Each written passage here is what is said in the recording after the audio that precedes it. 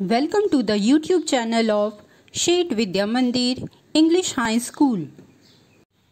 Children, this is the second part of chapter number 16, Garbage In, Garbage Out. Children, in the first part of the chapter, we had studied about the waste, types of waste, and the biodegradable waste and the non-biodegradable waste. Now, in this part of the chapter, we will study about the methods of managing waste, landfills, compost pits, and the vermicomposting. The garbage produced in our homes is collected by the sweepers and taken to the nearby garbage dumps in the trolleys. There are two methods to manage this garbage. They are the landfills and the compost pits. Landfills. Landfills are the large open areas used for solid waste disposal. These areas are usually low-lying areas and are away from the places where people live.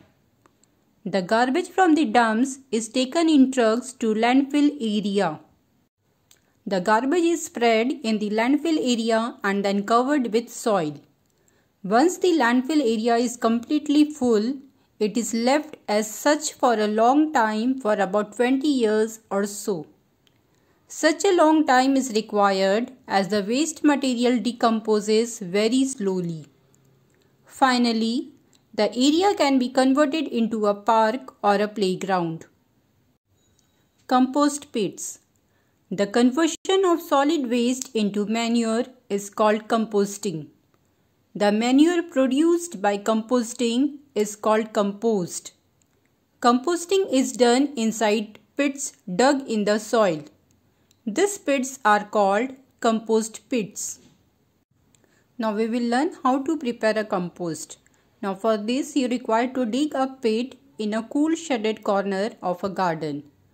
You have to add the kitchen waste, that is the solid matter from the kitchen, in the pit. Cover it with a layer of soil. Now you have to leave the pit for about 45 days.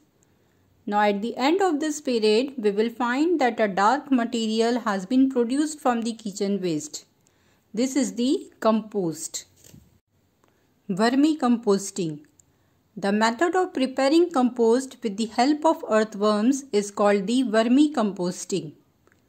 Not all the earthworms can be used for composting.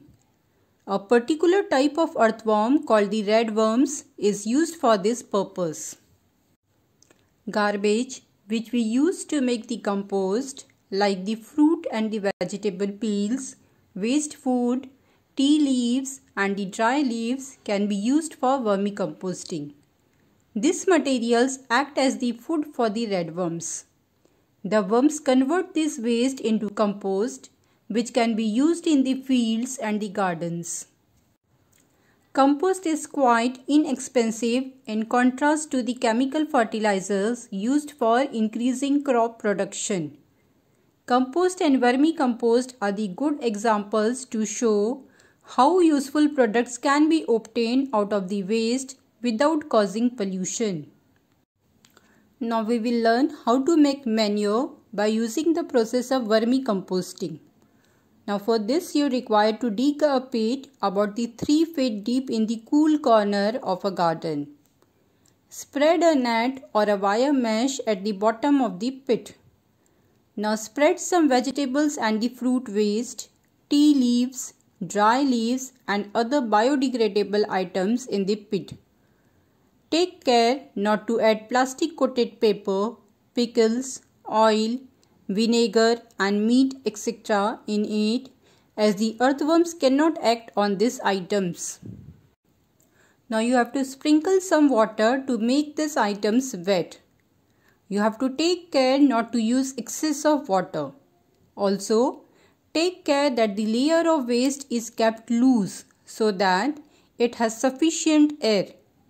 Now you are required to put some earthworms in the pit and cover them loosely with a gunny bag or a layer of grass.